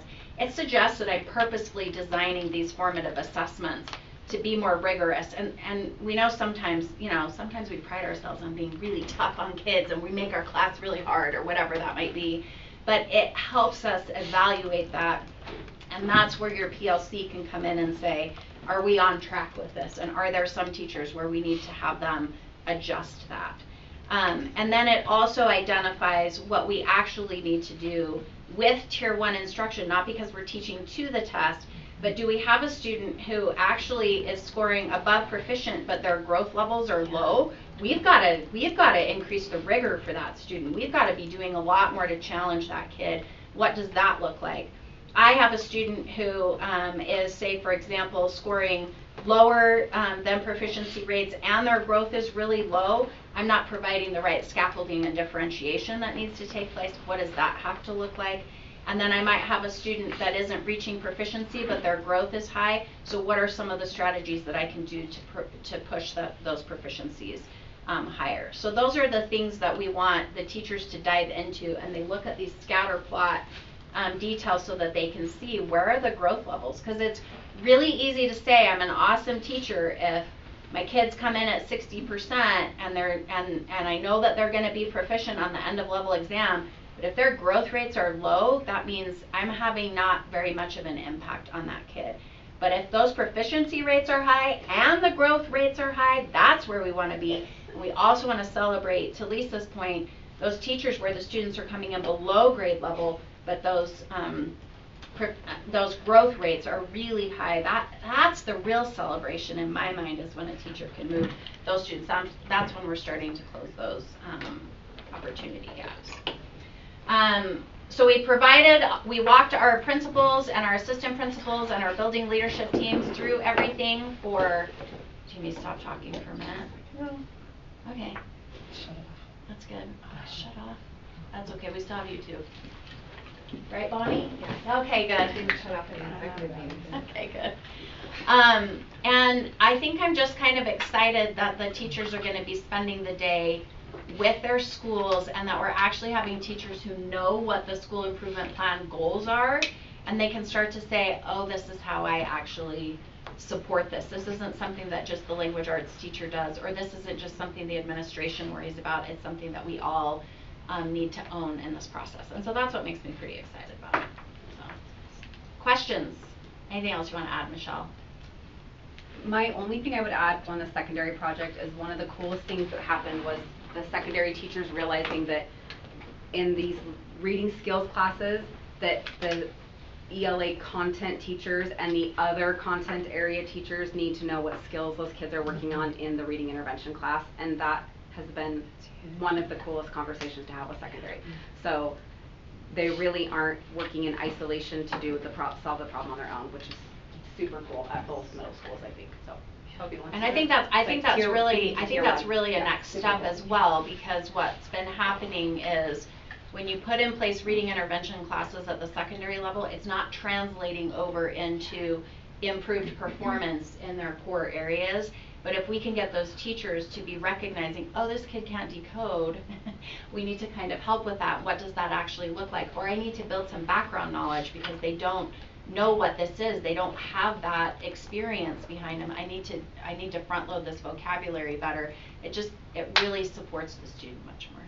Yeah, I was just going to ask, so then would those reading teachers also inform maybe a science teacher or even a math teacher around like that's what they're doing. How they can access? Yeah, that's what we're starting next in this next phase. So we're working on what are some common practices to understand in all areas. So we're looking at everyone understanding multisyllabic, how to break apart complicated words, what it looks like to front load and build the background knowledge, and what it looks like to explicitly teach vocabulary. Some kind of core things that we all can agree will help. So, yes, that's really awesome. Cool. I know I've loved going to some of the school community councils and PTA meetings, especially at the secondary level. Their principals are talking about this with the parents, and you can just sense the excitement and like, well, we can make progress with these students now. Like it feels like they've got tools now that they can utilize. So going back to the question at the beginning of, do we need to adjust our strategic plan goals? My argument would be I'd like to wait till the end of this year to really look at, are we able to start using this data, and at what level are we closing these gaps, and what does that look like, and then reevaluate. And because as Michelle and I were talking, we were like, we might actually need to make these goals a little more rigorous, and then, but as soon as you say that, then it scares everybody, and so I Gotta just, get I wanna settled just, in. yeah, we'll just let this settle and, kind of look at our middle of year data and then adjust. But it's really, it's one of the first times I've been in education for 30 years, and it's one of the first times where I've really seen a system figuring out and really diving into data and taking it down to a school level and a teacher level and a team level, and that's pretty exciting. Is there a version of this presentation that could go to our parent advisory committee and our community connections committee? absolutely. I just think so that they see They would this love it. conversation, it would be great. Yeah, that's a great suggestion. All right. Thank you for great discussion, great information. We will now move on to item number 8. We're going to have a Dixon site financial discussion. So we've been talking about the Dixon site a lot in our last few meetings, and tonight we're going to be taking a vote at our business meeting, making a decision on what to do with the property. And once we've determined that, we still need to figure out all the logistics of timing and paying for it and things like that. So tonight we just wanted to kind of have a little bit more of that conversation so we can start to make some progress with that. So Devin, So in our all-day meeting, we talked a little bit about some of those specific costs. So I'm looking at, I'm going to tell you have a design and a size, but I'm going off of an average larger size, so around 80,000 square feet based on if we did an elementary school, so replacing Timpanogos, the 80,000 square foot would be just under 40 million, which is about $435 a square foot, which seems crazy now because 15 years ago when we were building schools, it was about half that. So, but that would be for the building, the architect, the furniture, all of those things. So when we're looking at it, really how are we going to fund it is really the biggest piece of the financial discussion of it. We do have municipal building authority bonds. We have lots of room in our bonding capacity. We do have a building reserve fund and some fund balance, which I'm pretty conservative when I budget and when I spend, just because I've been around long enough to know that there are a lot of emergencies that pop up that can't be planned out of an existing budget. So that's one of the reasons that we have the fund balance or the reserves or a rainy day fund, however people want to look at it or what they want to name it. So those are some of those discussions that we need to have once we decide. The process will then be, once we decide, doing an RFP for an architect and a CMGC, that is about a year process to get that design done and done well, so that we can make sure that when we do go and do a bond or whatever we decide to do, we have a really good cost estimate, because every site, as we've discovered in our processes with Shoreline and Timpview and Wasatch, is very different. And so having a really good idea and a good design before we even do the finance process is preferable, just so we don't have to go back again and say, oh, we didn't ask for enough, or I don't think I've ever seen somebody ask for too much. So that's really the main part of that process at this point. We do have some logistical things to worry about overall with the site. We need to do an asbestos evaluation, so we know how much asbestos in the school actually needs to be abated before we can do the demolition.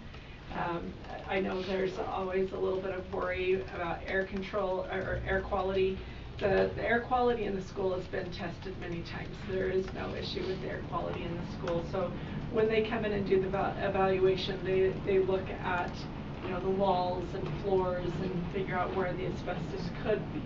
They're not drilling into things to create an air quality issue within the school. So and this is mostly for the public, as they're looking and getting worried about that is not something that they will do.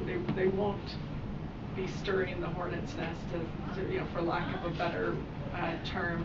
They're going to look and see what the hornet's nests are, and then they'll work on the safe abatement before we even start that demolition process.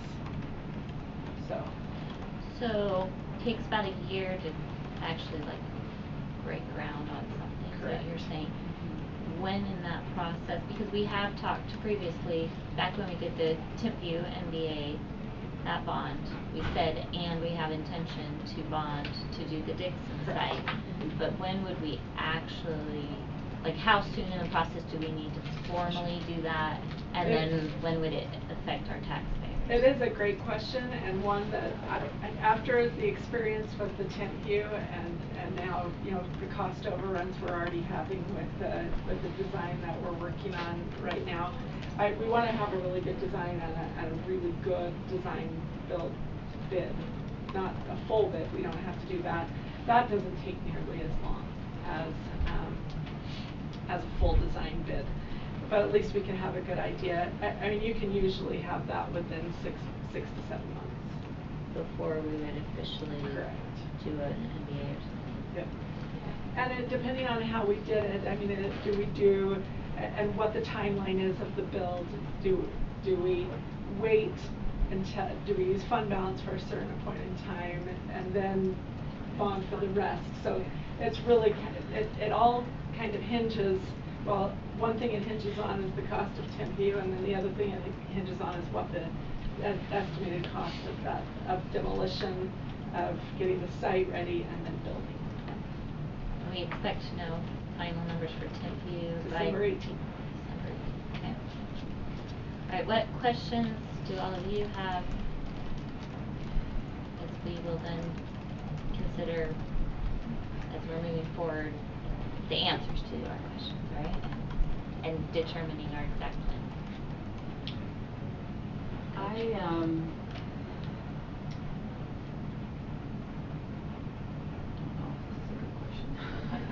I know we have properties that maybe might be able to sell or whatever to help us meet the cost of whatever will go there. And I want to be really careful about balancing the weight of bonds on our taxpayers with also being very careful that we're not selling property that we might need in the future. Does that make sense? Correct. Oh, absolutely. And I've had people approach me about possibly doing something with one of our properties that the city's doing with their firefighters or whatever, the first responders. Workforce housing. Yeah. But that would then mean that we don't have that extra money, and so I would be really interested somewhere in this process that we somehow get feedback from the community on what they're thinking. I sometimes wonder, like, I really am anxious that we pay for what we can and that we're not asking for more money than we need, but I also am very cognizant of the fact that that people also might be saying, please don't sell off these properties because there are uses that we could have even within the school district. So I just want to make sure that we have the community on board whichever direction we go, and that we're getting that feedback. And I don't even know how we would get that feedback, because we want it from more than just our taxpayers whose students are currently in the system, in the district. But I would be very interested to hear, and I do think that our Community Connections Committee will be an important piece of this, but also beyond that.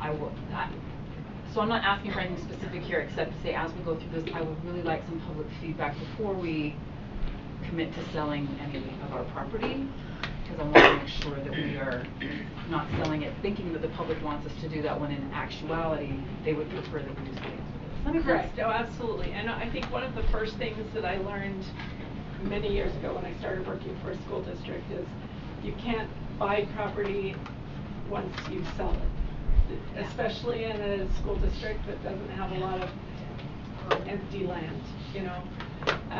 And that's still a pretty prevalent philosophy among business administrators, is you want to hold on to it just in case, but at the same time you've got to balance what really are the future needs, you know, and and balancing that with, we don't want to tax people to death, because that's the last thing I want to do. I want to be able to meet our budget, and I want to be able to provide the services and the facilities that we need to as a district to make sure that we're a destination district. But that process is a very analytical process. We don't see a lot of growth in our district. We haven't for years. So then you start looking at all the properties that we've kept for just in case, and that really is something to look at with the public. I think it's a great consideration. A couple of thoughts. Number one, our community connections, maybe we can not only take it to them, but ask them to take it to their neighbors and their networks, right, and bring back more feedback. But I also think that's something that we as board members, we have our areas, our constituents, we can start talking to our neighborhoods about these things, and because we're going to have some time, right? We're not making this decision tomorrow or even in the next month. So I think that would be a great thing for us to start bringing up with people. Lisa? I'm just wondering if we could ask to be on the agenda for our neighborhood district meetings and talk about it there. 'Cause that's a nice group of people that come out and are really engaged civically. Well, and especially maybe in some of those neighborhoods where that empty land that where it is. Yeah, Because that's who will be impacted the most. Yeah. I wanted to also ask a clarification. We have set aside $20 million in our building fund. Are we anticipating that we're going to have to use a large portion of that towards Tim Few, or is that towards an elementary school? I'm not anticipating that we'll use a large portion of that. We may have to use some, depending on where the bids end up, but we want to use. So there is some offset to the cost that could come from that in addition to. Okay. How much would we be looking at to refurbish to begin with? And again, that's a great question. That is, it would, What we're gonna do there. It depends. If we're doing a district office, then that's one way. There's a lot of it that could be used with, you could put up cubicles, and use, not ideal, but at the same time, we also want to be really mindful of what we're spending on. So you can use it for some of the programs that are at the Dixon site right now, or at some of the other off-sites without having to do much remodeling at all. At our last meeting, and of course these are just estimates, right? But we said probably about 15 million, but you don't have to do it all at once. Correct. Right? And I do think these are also going to be future conversations once we, start on the Dixon site.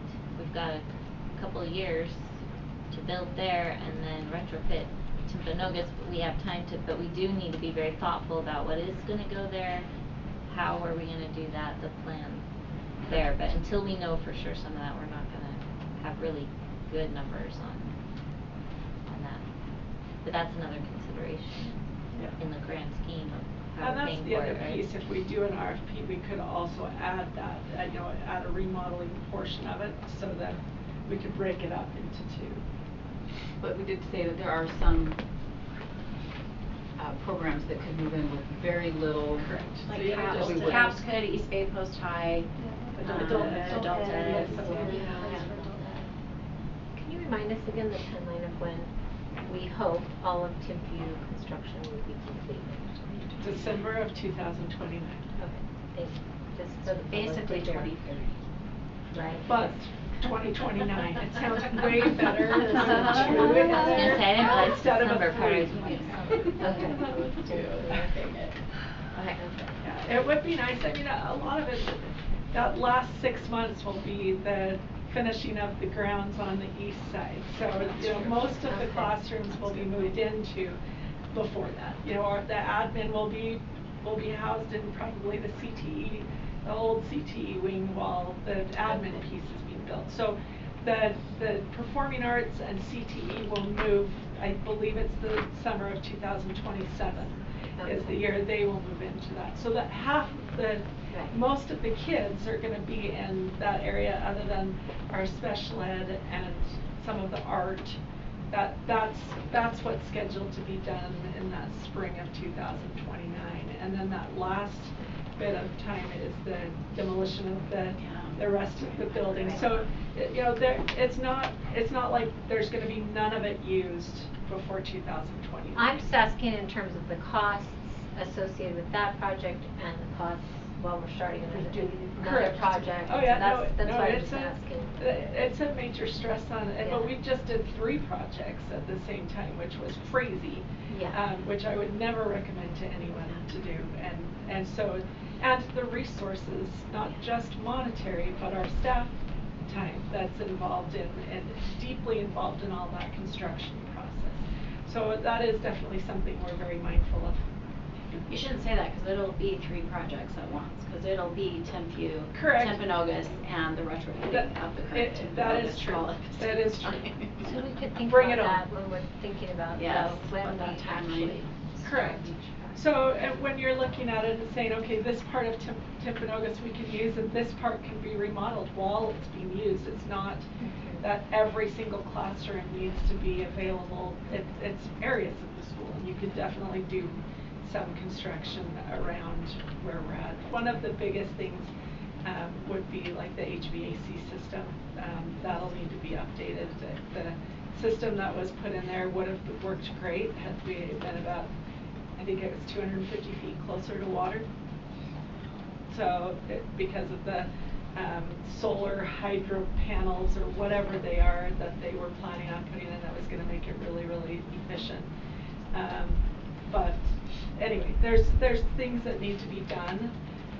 You can put a Band-Aid on it, and you can, but that process still needs to be. It doesn't have to be done right at one time. It can be an ongoing process. Right. Rachel, Bailey, do you guys have any questions or input on any of this at this point? Okay, Terry, go ahead.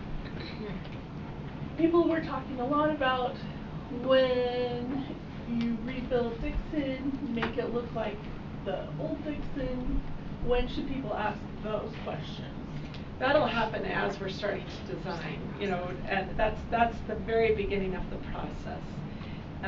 And so they can start. I mean, maybe we have something where people can put in. I don't know. They can email us anytime Yeah. in the meantime, I think right? you start there. Yes. I mean, what we'd probably start with is kind of a really draft rendering and post it, and maybe gather some feedback. Yeah. You know, nothing detailed, no beautiful landscaping, but just some ideas. Because you ask an architect to help bring in the kind of the historical nature of the building. They did that. They're going to Purple be Peaks, they did that. Spring Fair, the Purple Peaks. Correct. Yeah. I And know so a lot of people were very concerned about that. Yes, that's years true. ago. I've even asked, so I work with a lot of architects, I've asked them about possibly keeping some of the brick from the outside of Dixon. That's a little bit more complicated, but it also creates a little bit more nostalgia, you know, so anyway. I don't remember where I saw this because I've read way too many interim committee agendas this week in the last 2 days, but I saw that there is a bill that says for the 26th session that if a school district like us is going to demolish a building, you have to offer whatever's left to charter schools and other. It's on the education committee they're talking about tomorrow. Okay, I couldn't remember. But Like furniture and stuff? That Just like maybe will, surplus or so. yes, Yeah, There's that not will, much left in the school. that's what I'm thinking with Dixon. There's probably not much to offer, and if there is, it's probably We probably moved a don't lot want of it. stuff out of the school into other schools that needed it when Yeah. we moved into Shoreline. But of course, I mean, I But don't it hear depends anything. on this bill's effective date and how, when we demolish the building, like how, when those dates overlap. Right. We'll worry about it when we get there, right? Yes. But I just in my head, I'm like, One more there's thing? too many things to read. All right. You could sell the bricks and There you go. We did that with Come in. Wasatch. We've done I that mean, with Wasatch Dixon. made about $65,000 selling the bricks from Yeah. the school, so back in the Yay. day. So Anyway. All right, well, like I said, we're gonna keep talking about this, so if you have other questions or things you want us to consider, let Gina and I know, and we'll put it into our agenda planning considerations. So, okay, item number 9, we're gonna talk about a Tempe baseball donation. This one will take less than 5 minutes. So we have a donation for the field, and if Daryl wants to pipe in if I miss anything, let me know. We have someone who wants to, the baseball field in Tempe is in pretty poor shape. So the original idea was maybe turf, but they've taken that idea and just really want to get that outfield taken care of. So redo the sod, the ground soil. Make sure it's not bumpy. Make sure, yeah, right. Make sure it's not bumpy. So we have someone donating $50,000. The bid that's in there for the large purchase is $97,000, but part of that is maintenance for next year as they bring in the additional topsoil each year to replace what's been lost during the season. So yes. Do we feel like this solution will help them not have to cancel so many spring games? Like, will it drain better? I know that's been so that's one of the things that we're that trying to do, and they've actually one of the issues has been the grass has been pretty dead up there, and so we've got they're starting to water it a little bit more, right? Yeah. So what this does too, though, if they come in and they remove basically the entire infield back to where the grass meets the outfield, and they laser level all of that and put new soil in the sod in. So hopefully it will yes. like it does drain. take They care of don't drainage, cancel yes. spring games. I didn't That's know that what was. we're I came back after our last time we talked about it, I'm like, I wonder, would turf solve that problem better? Because that was one of the problem points. But this we feel problem like is- that dirt has not been replaced in a long time. So I think it should help. So $50,000 of it is a donation. The rest of that will be paid for by Moby. Okay. All right, any other questions? We'll be voting on this tonight, business meeting. Okay, great. Moving on, our favorite time of every meeting, time for policies. All right, I'm gonna take over the screen. Is that okay, Bonnie? This will wake us all up. Oh, I'm gonna wake you up.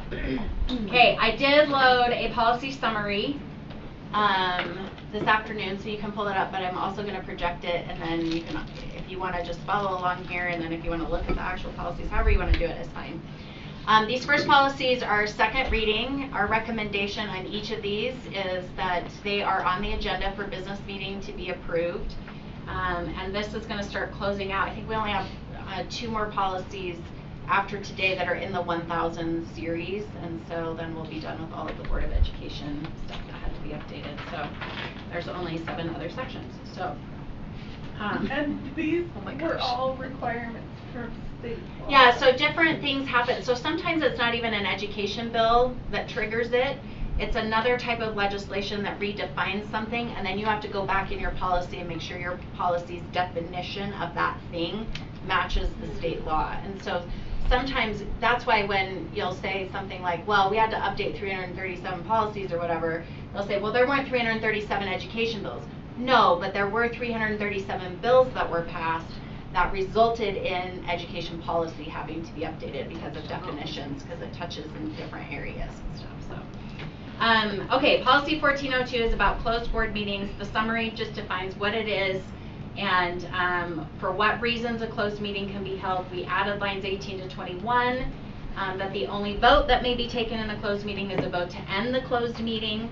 And then 48 through 57, it clarifies the reasons why the board is in a closed session for a procurement process.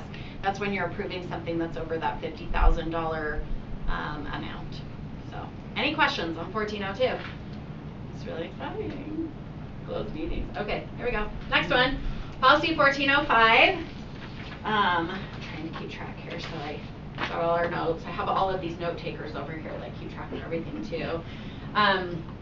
This is about board meeting locations, and it updates the definitions and expectations. Board meetings have to be held within the geographic boundaries of the school district unless a local emergency has happened. It defines what that local emergency is and what those circumstances might be. and that's in lines 19 through 30. Lines 32 through 35 says you can hold a meeting outside for a site visit as long as no vote is taken, and that these opportunities are not available within the district's boundaries. So I'm thinking of like when you go to NSBA, right? That's technically a board, you know, you're meeting as a board, it's just no vote is being taken, you're going there as a learning opportunity. And then lines 42 through 48, workshops and executive sessions must be held at the same location. It doesn't mean in the same room, it just has to be in the same location. You can't have one at one school and then move it to a different location for that. So, any questions on that policy? Wow, we're just zipping through. Okay, policy 1600 and the procedure 1 is the code of ethics. We did update this one last year and we took out the resolution. Then we found out we have to have the resolution in place, so we put that back in. And we actually do have to have a code of ethics, so that's what we added as the procedure. And on line 34, we actually added the language about that board members will adhere to the code of ethics, which is listed in procedure 1, and that's part of it. So, any questions on that one? These are pretty straightforward. Okay, electronic board meetings. For policy 1420 has updates to procedures and expectations for electronic board meetings. Lines 34 to 41, that you as board members are the ones that make a request for an electronic board meeting. And I did find out why it's 25 hours before, because the meeting has to be posted 24 hours before, and they figure you need an hour to figure out how you're going to do the electronic meeting before it's posted. That's why the 25 hours. I had to do some backtracking on that one. So, and then you're informed as to how you connect to the meeting. It states that has to be listed there. And then lines 58 to 59 added language that if there is an electronic meeting, even one with an anchor location, the board may provide a way for a community member to participate electronically, but it is not required. The exceptions to that will be in lines 61 through 63, which is if it's a hearing for truth in taxation or a hearing for school closures or school boundary adjustments, then you do have to provide that opportunity, even if you have an anchor location for that electronic participation from the public. 95 to 98, we do not do electronic meetings for a site visit or if you're attending a conference or something like that. And then lines 109 to 113 is that votes taken during an electronic meeting must be by roll call.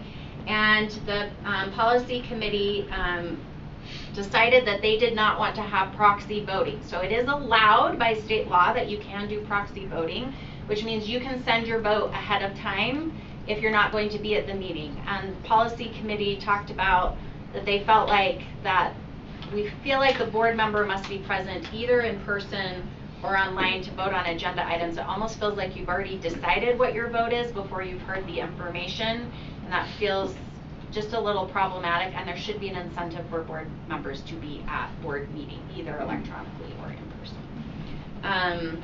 And then 122 through 128, board shall provide an opportunity for community members to participate electronically if there is no anchor location. If for some reason it's like a pandemic and we don't have any, we're all on Zoom or something like that. Any questions about electronic board meetings? So exciting. All right, 1503, superintendent qualifications. State that the superintendent must take and sign the constitutional oath of office, which I have done, and it has been filed with the business administrator. We all took the oath of office, we just had to do the signing part, so that's the addition there. Those are all up in business. Now we get to the really exciting ones, which are first readings, and I'm ready to take notes. Here we go. Policy 1520. Oh, let me find I did hard copies. Here we go. This is about business administrator. Are you ready for this, Devin? This is an update to existing policy. It is not a new policy. This is first reading. Defines how a business administrator is appointed and the guidelines for what to do when an interim business administrator must be appointed. It really is setting up the language for if you need an interim business administrator between the time of, say, you know you're going to have a board election and those new board members have not taken their seats, you can only do a temporary interim. They cannot hire a permanent business administrator. However, we added lines 48 to 49 because if it's all the same board members that are going to be in place, then there's no reason why you couldn't go ahead and make that appointment as long as those individuals are coming into office in January. Any questions on that one? It's just so that a lame duck board member can't make a decision basically for the future board members coming online. So it says if a quorum of four or more Yes. are gonna Yeah, remain, you so also- some yes. could change. Yes, that's and correct. And is that allowed Yes, legally? yes, yes. Okay. That is. If it's a majority. Yep, okay, yep. All right, policy 1523, this is about BA qualifications and responsibilities. Devin also has to take and sign the constitutional oath of office, and she files it with herself. I do file it as well. So she files it with herself. And it also, we also linked the specific auditing standards that the BA must follow on lines 41 to 42. And then we'll bring this back for a second reading. We put all of our policies now on the website. We don't get a lot of feedback on most of them. Usually if I put it in a video cast and tell people to give us feedback, the employee ones will get a lot of, like the 5,000 series folks. So, okay, policy 1543 is about principal duties.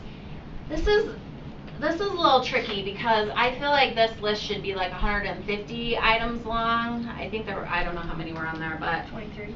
yeah, I don't feel like this really encompasses, but it's just trying to lay out what the duties of a school principal are. We did add some language on lines 37 to 39 to align with the new state school security requirements that the principal has to oversee that there is supervision at the schools 20 minutes prior to the start of school so that those doors are being monitored. It had said 30 minutes, and because of that we changed that to 20. We linked policy 6210, which is about our purchasing and budgeting procedures rather than restating what all of those are there.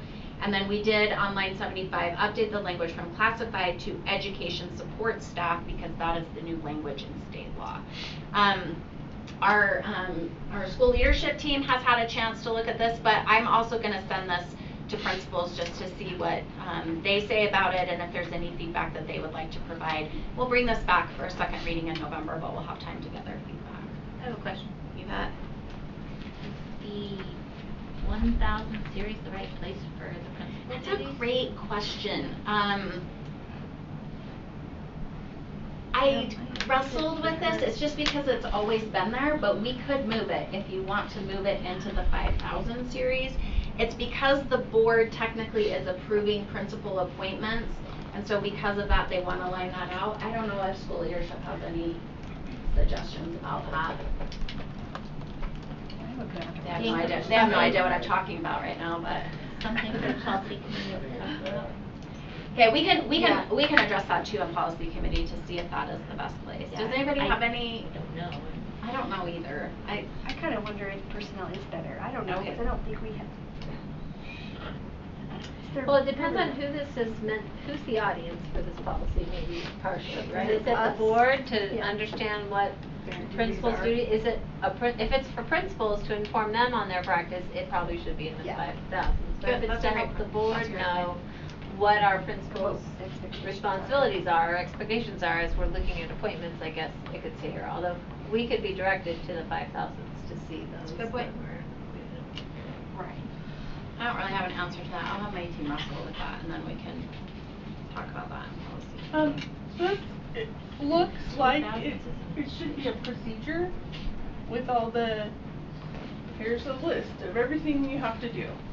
You're right, 'cause it doesn't start with any kind of. And there's no definitions and there's no explanation. This is, and I'm just gonna go right here and just tell you that all of this was based in a prior policy, and so it's just an update. So if we want to change that, you can send it back to policy committee and say, I feel like this needs to be changed.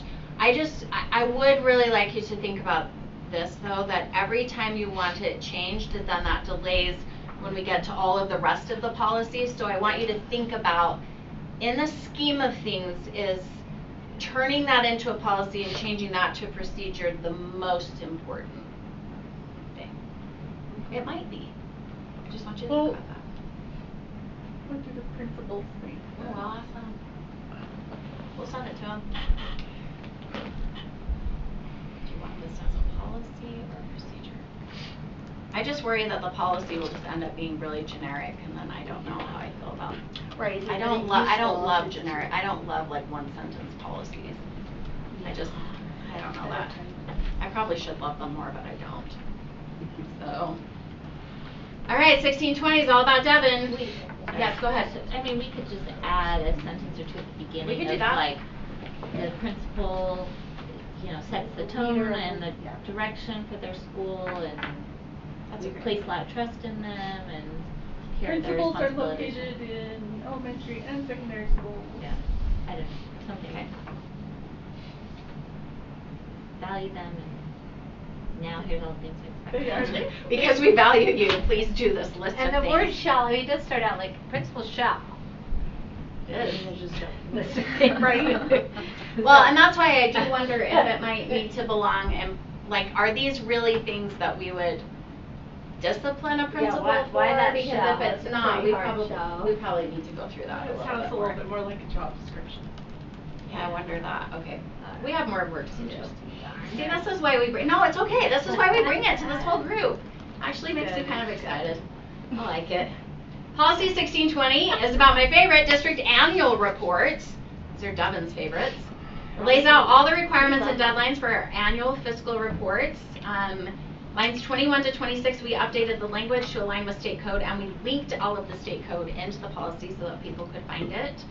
Lines 31 to 32, we found that we need to submit the expenditures to the state superintendent. They are the kind of the head of USBE, they're the figurehead or whatever, so we changed that. That comes in by October 1st. The audit report goes lines 33 to 36 goes to the state superintendent by November 30th. And then the financial certification and audit report goes to the state auditor by December 31st.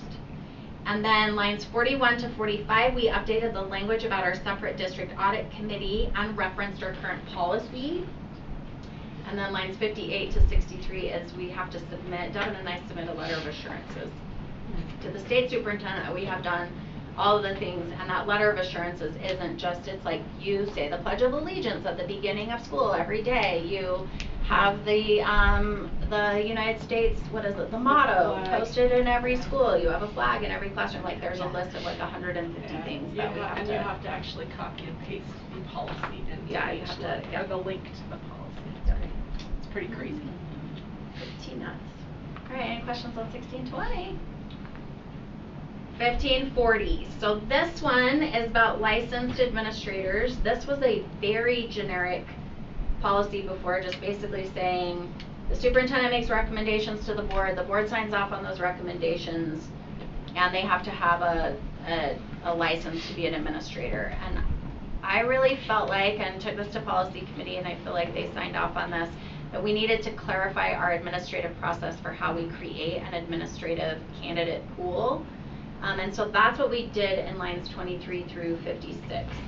So our teams kind of looked this over already, but if there's something that is still confusing that you're like, I feel like somebody isn't going to understand that, we would love to have that feedback in that process. And then we did line out in 58 through 63 that if there are no candidates available in the administrative pool and an opening becomes available, we may post for a specific school assignment like we did with Edgemont. And so there are some exceptions where we're not pulling from the candidate pool. We want to make sure that we're helping people understand that they have to meet a certain requirement of not only how they're scoring on their application, but on their interviews with their letters of recommendation, because we need to get the very best people into those positions. And we don't just keep placing and go down the list, then we'll repost if we need to. Any questions? Does it say, sorry, I haven't read this one. That's okay. But when the candidate pool is open? It doesn't say that. We can add that. We typically open it in November, so that's our plan, is to open it in November. We did state in it, it's at least opened once a year. So some districts will do it so that they open it 2 different times, so they'll open in the fall and they'll also open in the spring. But we could put a deadline on it. We just have to make sure that we follow it, because you can't violate your own policy. It might not be a bad idea. Other questions? I have a question. Okay, now thinking this policy and the one with principal duties, do we have anywhere in the policy or procedure assistant principal duties? No. So, just brainstorming here, but we could take our licensed administrator's policy, then have as procedures, one for principal duties, one for assistant principal duties, Gotcha. so that the people applying know what's expected. Would we need to put anything in there for an instructional coach? No, because they're not a licensed administrator. Instructional coaches are teachers. Good idea. Are there any other licensed administrators? There's superintendents, there's assistant superintendents, there's, Okay, the so problem that we school start running into is then you're gonna run into providing job descriptions for every single individual, so. But we do have a list About that. somewhere for them, though. Oh, the job Didn't it? descriptions are posted online. For assistant principals, when we adjusted things recently, didn't we have a list of this what the assistant principals are Yes, gonna be we have, responsible but for in their it's a building? job description, and so Yeah. my only concern is then are you gonna list a job description for director of special ed, director of, Yeah. is that all gonna be encompassed in your policy and that kind of stuff? So something to wrestle Things with. to consider. Yeah. Lisa? Yeah, and I'm just looking at the titles, so on 1540, that's called licensed administrators. Then you go back and you have administrative personnel. I mean, maybe we want at least some consistent language around, I don't know, like administrative personnel, this one colon, duties of principals, another one might be administrative personnel, the Oh, good point. Yeah. license, Yeah. whatever, I I don't like know, that, yeah. just so there's a little clarity And around. the reason that we did licensed administrators on this is because I didn't want people to confuse it with like an administrative assistant, so we'll just make it consistent though. Okay. We can do that.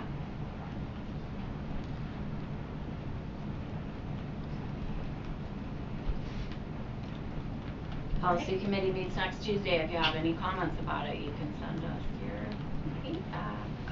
Super great. All right, look at that. Yes. Good job. As always, thanks to our policy committee, they do so much hard work. All right, item number 12, consent calendar. Do we have any questions about that? I do. Terry, I'm peeved. Melanie. Go ahead, here for it. So the first one is Hogan and Associates, and it says the retainage. So did you finally pay them? Not all of it. Not all of it. Just the subs that were involved with the building, not the outside. Okay, that's my question. Wait, so this payment amount, we paid this total payment amount, but that is not That's the not total. the payment. total. I see, I got it. Okay. I'm still holding on to the. Yeah. Anything that has to do with The wall.